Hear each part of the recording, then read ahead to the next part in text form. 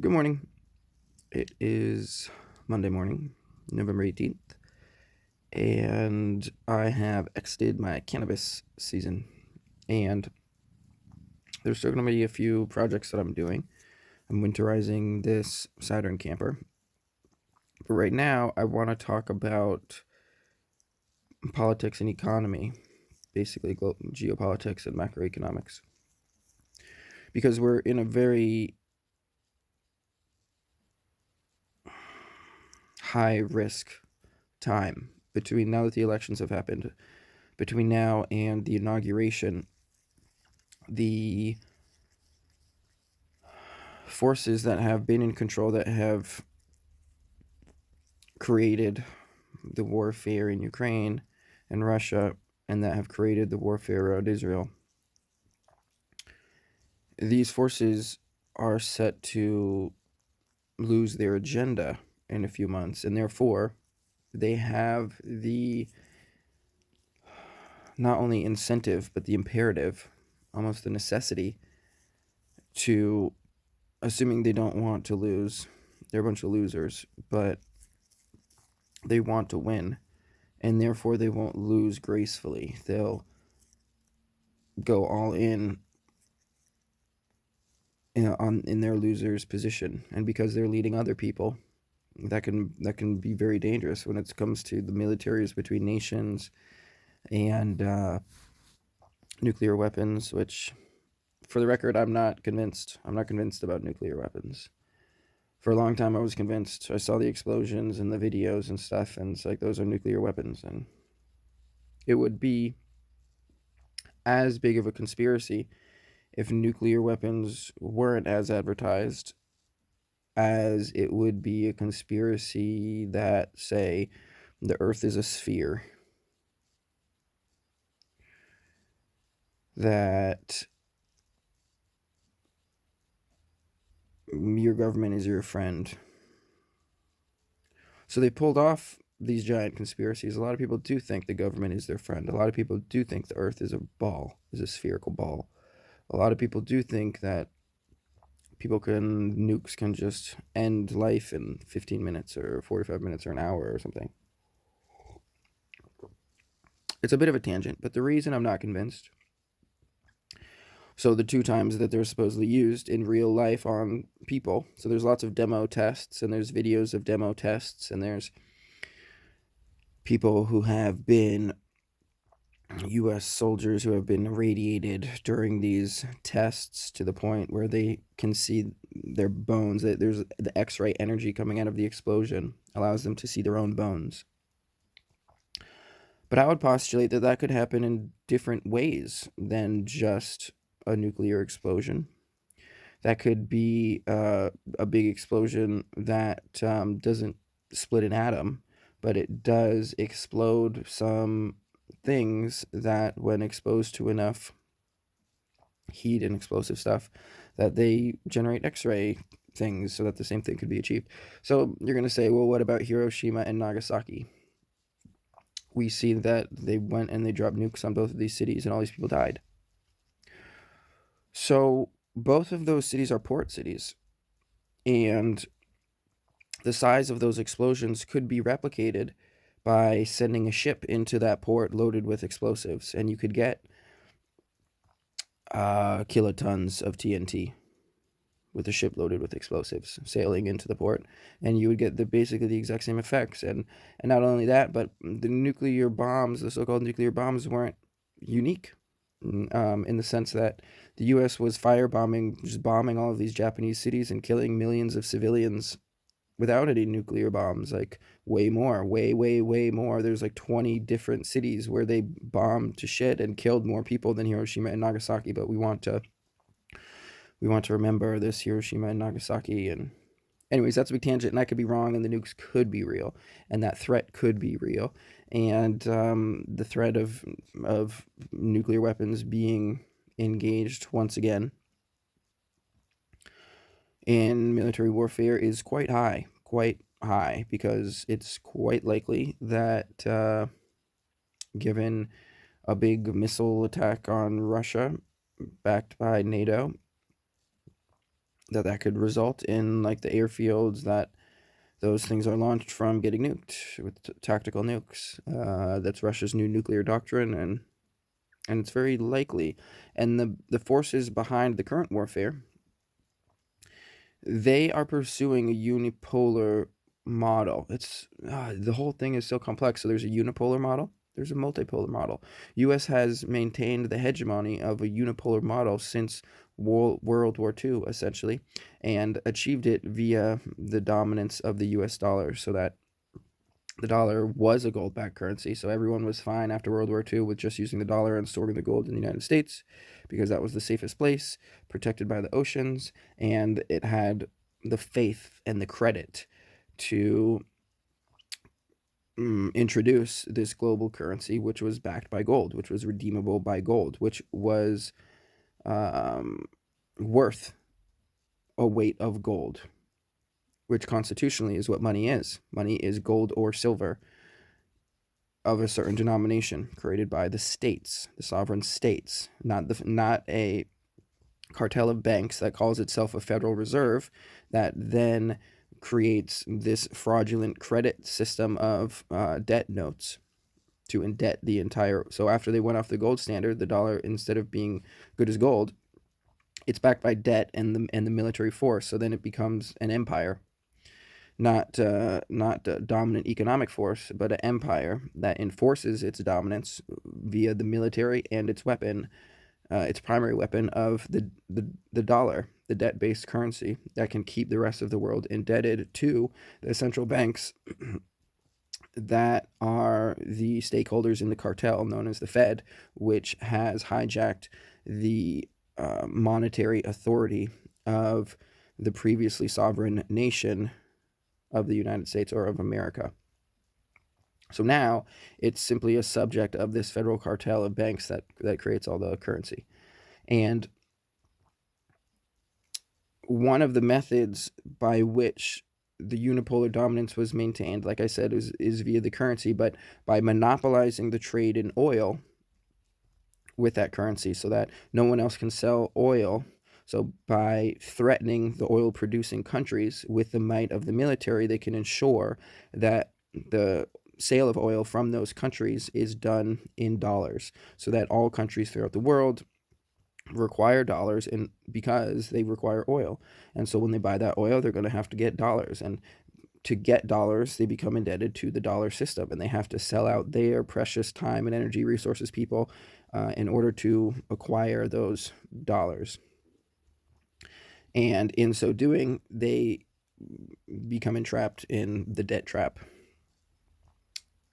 that enslaves the world via the debt-based currency of the Federal Reserve banking cartel. It's not the U.S. dollar. It's just called the U.S. dollar, just like the Fed is called the Fed, but it's not a federal institution. We just see recently someone asked Fed Chair Powell, so if Trump wants to replace you, will you step down? And he says no, because we're not a government institution. We're a private institution, which is not under the authority of the government, and the president cannot fire me. In fact, both the Fed and the CIA are extra governmental in the sense that they exist above the government and transcend the government and have more power than the government, because ultimately the government is just a tool that serves financial interests. And over time, there have been different financial interests that the government serves. For example, when the U.S. fought a Revolutionary War against the British, which is a whole nother tangent, but the point is just that, like, the East India Company or New Amsterdam, or a lot of what the British troops would be doing overseas, was all for corporate interests. It's enforcing profit mechanism, and yet the people who go into the military, who are extorted via the taxation to pay for the military and for their governments, they're not the ones that benefit when that force is utilized. So it's the private corporations that benefit from the utilization of the force that is mustered by the government. So the government serves these corporations, and it overlords the various countries so that the people are subject to the government, so that they serve so that the government is the enforcer of these corporate monopolies, capital corporate monopolies. And it's been like that for millennia. That's basically how it's always been. Um, One exception to that, you could say the American Revolution was an exception to that, but in truth, it was not. It was just kind of restructuring the corporation. The exception to that is Vermont. So Vermont rejected the authority of the crown via their various governors and colonies, and created their own state by the authority of the sovereign people thereof, out of the territory that was claimed by the crown and the various colonies and governors. But I'm not going to focus on Vermont right now, because I'm focusing on the larger perspective, wherein I'm speaking about the time period between now and you could say February or late January. So the big pivotal event, you could say, in the last decade relative to the unipolar world order that maintains its dominance and has via the US dollar and then the petrodollar. So the last wars that the U.S. has been involved in are all about defending the petrodollar. So when countries decide to sell their oil outside the dollar, then the U.S. invents a reason to masquerade, to lie to the globe and the public and the domestic public, to make up an excuse as to why they need to invade this country. The result of which will be they can no longer sell oil in anything but the dollar, but they can't say that's the reason they're invading it. They have to make up some other reason. So, for example, Iraq was invaded because of not because of oil, and to make sure that they sell their oil in dollars. They hadn't just started selling their oil in euros. I mean, that wasn't the reason. I'm being sarcastic. The reason they were invaded was because Iraq started selling their oil in euros, and the euro is the biggest competition for the U.S. dollar. So obviously they needed to get invaded, and their leader needed to get killed, and millions of their people had to get slaughtered ruthlessly and destroy their entire public infrastructure. Um, so that they're not allowed to sell their resources in a currency that's not the dollar. I mean, what? Are they crazy? Of course, everyone has to sell their currency in the Federal Reserve banking cartel's debt instrument, because if you don't, then America is going to come kill you. So that was why Iraq got invaded. Then Libya got invaded, Iraq under Bush, and then oh, let's get Obama. Obama will be great. So the peace candidate right into the Peace Prize, the Nobel Prize, and so yeah, he brought war to Libya via his Secretary of State and his and the European allies. And why did we go to war with Libya? Do you remember? Think, use your head. They were arming the people, and they were killing their own people. We had to protect them. We had to protect them from their dictator. You got a better reason? Do you have anything in that head of yours that is a reason why did we go to war with Libya? Do you know why? And their leader, he must have been awful. He was like killing his own people. We probably went in there and just saved them, right? No. So Libya had the highest quality of life, the highest income of any country in Africa. Libya, its people were the wealthiest of every country in Africa, thanks to the leadership of Muammar Gaddafi. Gaddafi was planning the biggest waterworks project in the history of the world, that history kind of remembers, basically. It might not be the biggest, but as far as we know, he was planning the biggest water project to basically green the desert. He was his people had the highest quality of life in Africa. They had the highest income in Africa, and he was working to foster life in his country by bringing the water out of the aquifers in the desert, and irrigating the desert, and doing all these wonderful things for his people. But the reason why we had to bomb that country, we had to murder Gaddafi in the most heinous way, is because he wanted to sell oil outside of the dollar. What kind of idea is that? It's absurd. Of course, they all need to die. Anyone who thinks that oil can be sold outside of the dollar, they need to die, die, die, bomb, kill, kill. That's America, because America serves that cartel of banking interests, and they're mostly brainwashed and idiotic because they consume so much programming, so they have no idea what's going on in the world. They don't realize how their life force has been surrendered by them onto the forces of evil, the greatest forces of centralized evil, anti-life in the world, as you can see as a great example in Libya. And not only that, what did they want to do in Libya? They wanted to create their own currency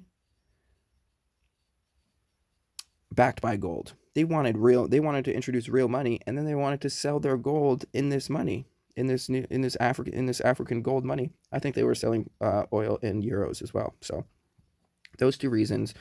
They want to go back to a gold standard. They want to sell their oil and things other than the dollar. Death to them. Kill them. So who's next up on the list that America is going to declare war on? Well, they don't even need to declare war. They can, because Constitution doesn't mean anything to the Federal Banking Reserve, because they don't exist. They exist outside of the Constitution. They have hijacked the government that was supposedly gains its authority from the Constitution, from we the people, and yet that's not what it is. So that's what this transition between now and January, on the surface, the incoming administration represents a pro-U.S. Constitution form of nationalism, which is separate and distinct from a form of global empiricism, Zionism, that I avoid even using that word. You could probably know what I was saying, but I can't even use the word because it's algorithmically verboten. So, but we can use the word empiricism, meaning empire. They want, like, even the words of our language to say something is empirical. We say that's like a high standard. The empirical evidence shows that must be true. But the root of empirical is empire, and the imperial system, imperial empire. It's all about empire. Empirically, the data shows that empire doesn't care about life. It cares about dominance over life, and only because the life exists can they dominate the life. But if they started from scratch trying to dominate life, they don't get anything with which to dominate. So it's a self-destructive, parasitic form of existence where if the parasite is too successful, the host dies. Therefore, the parasite cannot be too successful. Otherwise, it destroys itself. And so that's kind of what we're on the cusp of, is that the parasites upon the United States have been so successful that the United States is on the verge of death from those parasites. So that's what we've seen in the last 4 years, as the brain dead zombie puppet leader person has been not doing anything, but it's who people think. That's the president, the person with power, when the precedent is that the president doesn't have any power. They're just the PR salesman for the corporate agenda.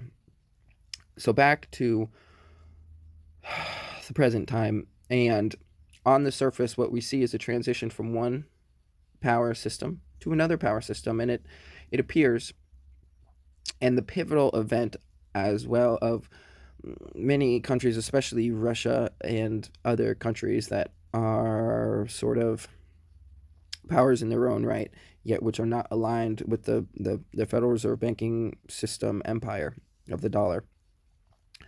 Even the fact that they call it the dollar, it's just such a perversion of language, because the definition of a dollar is a weight of silver. The definition of a dollar is a weight of silver, and it's defined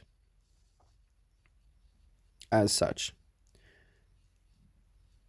Now that's not what it was, but that's how it started, as a weight of silver, and then it was related to gold. It was a gold and silver bimetallic monetary standard. That is what the Constitution outlines as what is money.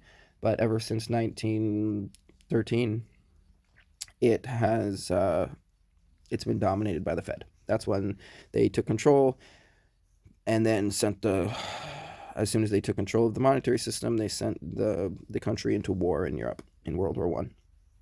So those are the interests that dominate the Federal Reserve. It's these legacy capital interests that we learn about in European history and all the way back to really the Egyptians. Um, but I mean, the story of civilization, there's been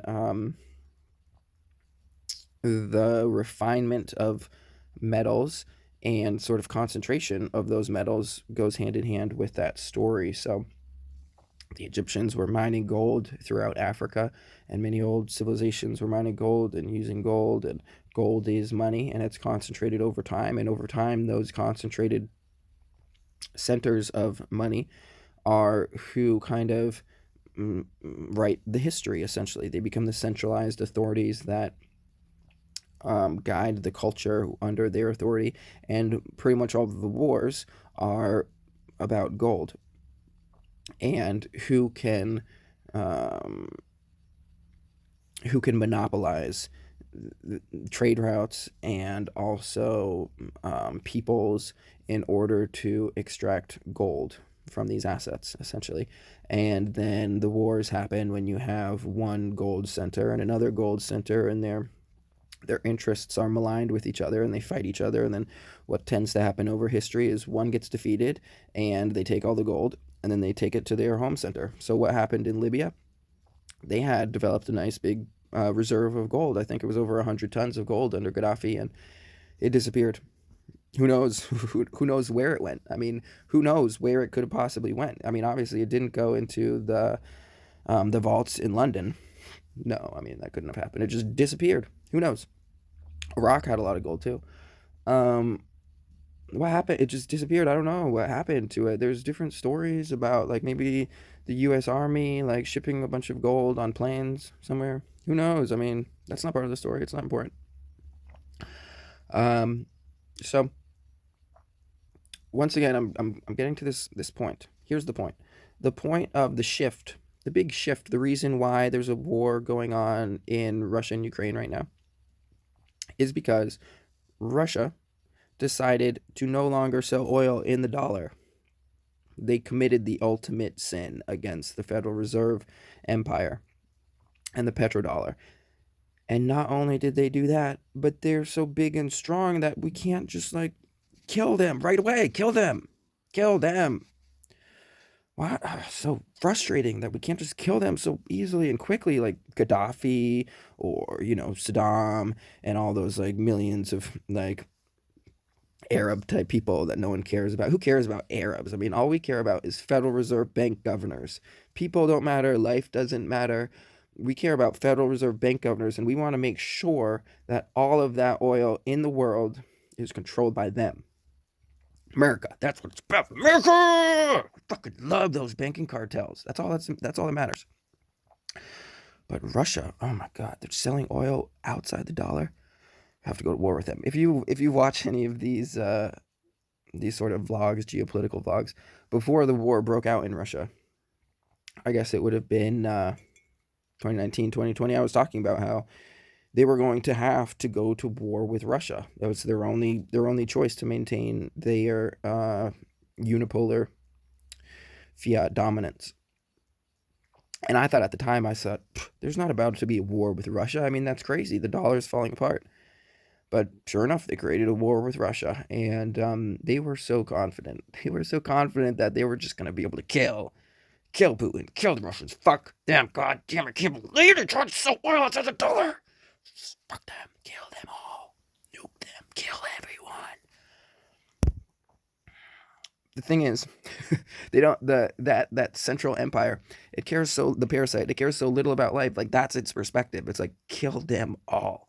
It's almost like it lives it's almost like a foreign invader that has its home base on like another planet or like in Antarctica or something where or like in these places where they feel like they wouldn't be affected by nuclear war. Like in the Matrix, how there's only one human city left, and it's like deep underground, and like they fucked up the entire surface of the Earth, and like their technological creations have taken over the whole world, and they've exterminated all life. Isn't it funny? It's like, no, that's actually the agenda of like their city in the Matrix. The one city that's left is called Zion. So if you add ist to the end of that, you get all of the people who serve that empire, and that is the logical end result of that mentality, is that technology takes over the surface of the earth, goes to war against life, and what life remains has to burrow into the earth to try to defend itself from that technological um, extermination.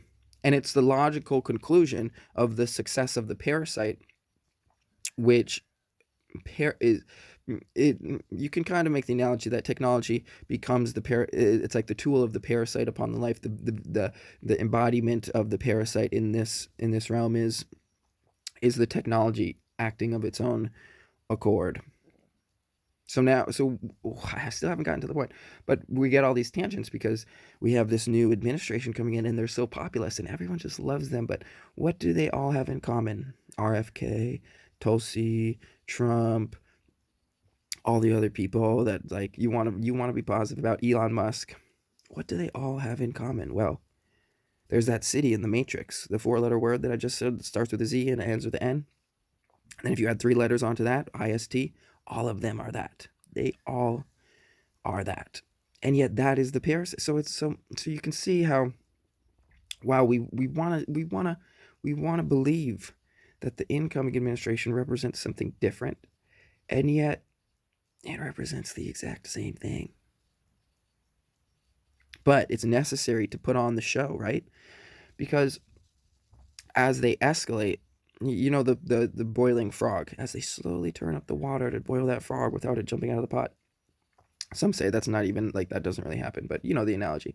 So Russia's the frog, and you got to slowly turn up that water because eventually you got to kill them, right? You got to kill Putin and all the people who believe that you can be independent from the global parasite, debt based currency that dominates all energy trade.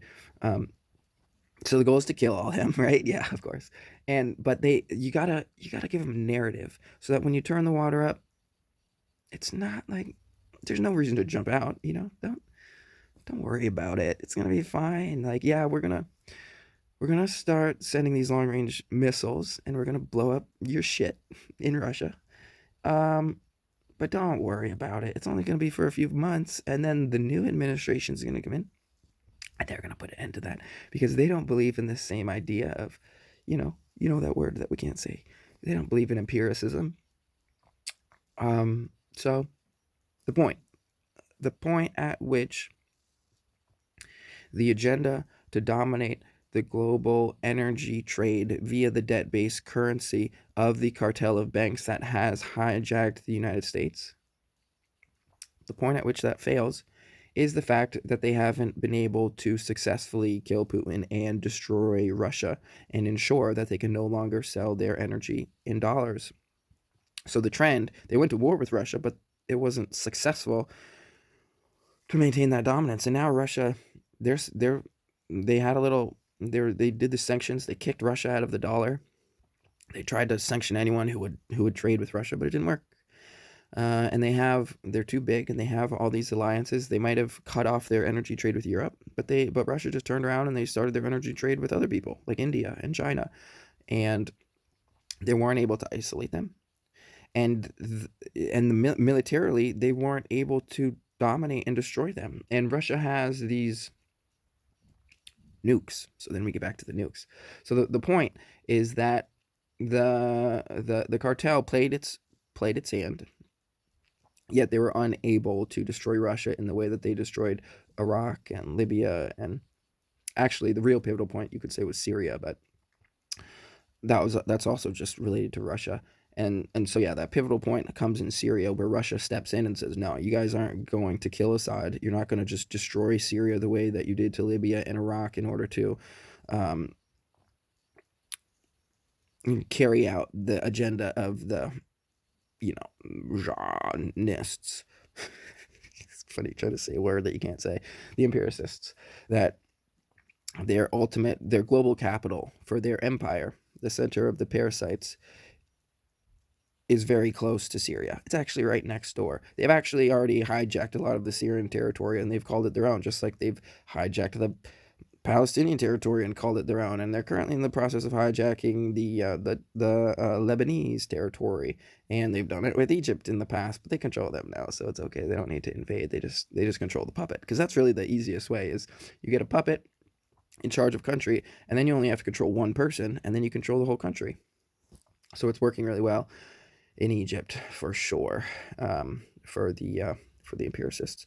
But because they were not militarily able to kill and destroy Russia and prevent them from trading their oil, what we see now with the incoming administration is a pivot where they say that they're going to de-escalate with Russia, which means the acceptance of the multipolar world order, because the implication is that they're going to accept that Russia sells all their energy outside the dollar, and they're not going to try to go to war with them, because ultimately Russia, with their military, has ground down the Western military forces to the point of impotency.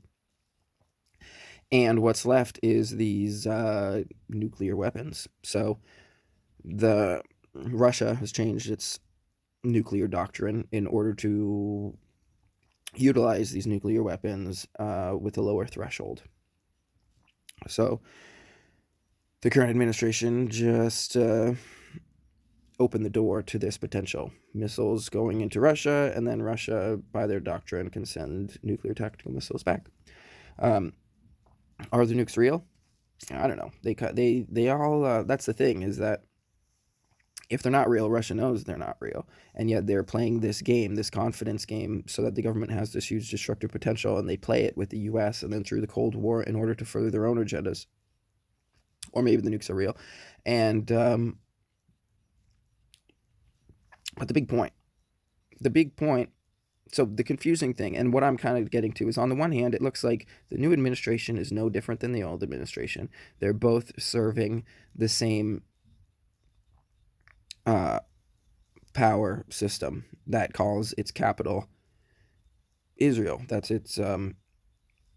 they just created a country out of nothing by stealing it from other people. They shipped people there from various places, and then they gave them all of these nuclear weapons, and supposedly that's what is going to maintain the dominance of the debt-based currency empire over the Middle East, which they tried to actually develop a whole religion that rejects usury, which is obviously like the lifeblood of the parasite, which, I mean, that is just so evil. Just like Jesus, like, can you believe that he violently assaulted the usurers, the money changers? I mean, what an asshole, being all violent and like preventing them from just doing business. Like, what an asshole. He should probably just be like staked to a fucking cross and tortured to death. I mean, that's what happens to you if you want to challenge the parasite. They got to make an example out of you, because if they just let people like love their neighbor and chase money changers out of the holy places and reject usury and instill cultures that pray to something other than the parasite, other than the dollar, other than the programming mechanisms that they broadcast to your television screen and your radio and everything 24/7, and then you're going to get indoctrinated in their programming for your first like 8, like, I don't know. Oh, I reached the maximum video size. Hopefully this isn't being lost. I don't know. It just said something weird. There's going to be a cut. It's probably going to be strange. Anyways, this is going to be... That's the end of this video. I just ended my cannabis season. I'm heading into my winter fungi season, where I dive into the depths of the internalization and solitude and transformation, rejuvenation, and all sorts of stuff. So I'm going to be going through my process of this, as globally there's a similar process going on in the next 3 months, where it's really gonna see what's the agenda here. Are we gonna do a Hail Mary on the Federal Banking Reserve and just let the nukes fly, because that's what it wants. I mean, it would rather just nuke everyone than lose its power, because if it loses its power, it's never going to really get it back again, because it's going to be such a monumentous thing, and you can see the trends of the global order changing. And sure, BRICS isn't a really a economic unified economic or military bloc or anything like that, but it shows how the extent of the rest of the world outside that has been subjugated by the um, the dollar empire, the Federal Reserve note empire. I don't even want to call it the dollar. They call it the U.S. dollar only, and they can only do that because they successfully hijacked it back in 1913. But really, it's a debt note. The dollar is still, by its original definition, a weight of silver. And I like to stick with the original definitions, because recently they like this whole pernicious agenda. They'll just change the definitions of the words in order to just fuck with your mind. And that's basically what's been happening with English for like a millennia. And that's why the language itself is so perverted at this point, where um, it enforces the subjugation of the sovereign. That's the structure of the language itself is based on subjugating and subjugation, which is like a anyways, moving on. I don't want to get into like linguistic aspects of things, so I really want to wrap this up. So